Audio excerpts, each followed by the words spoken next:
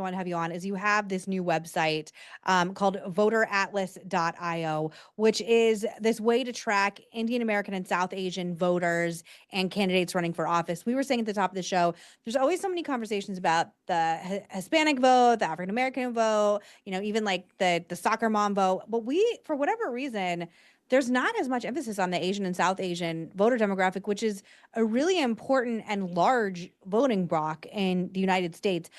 What was your inspiration to start this? And I don't want to like blanket this, but there are a lot of Indian Americans in this administration.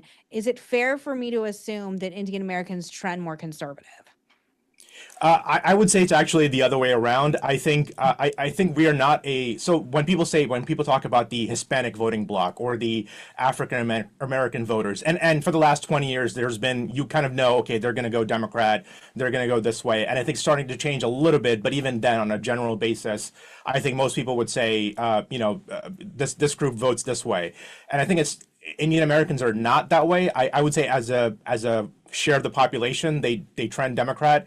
I have some numbers on my website on that, but definitely for the Indian Americans, they're not as I would say bought into the mindset that you only vote Democrat, and that's why you're seeing a lot of Indian Americans who are Republicans, myself included, people in the administration as well. There's only about maybe 5.5 million of us, so I get that we're not sort of electorally significant, that people don't want to pay attention to us. But really, the reason I started the website was because people were just making up a lot of lies about the community as a general. I definitely was not one of those people who was like, yeah, yay, go my team, go my ethnicity, or whatever. We are not even an ethnicity, we're a nation. So, there's Muslims, there's Hindus, there's Christians, there's all kinds of skin colors, skin tones, all kinds of shapes and sizes. So we're not sort of one single block, as maybe you could say even Asian Americans, and even Asian Americans, you have Chinese American, Korean American. So I think we're a lot more varied than people give us credit for. And I really wanted to sort of, instead of just fighting back against people on Twitter or like getting into the toxicity of it, which is sometimes fun, but not always, I decided to create this website to,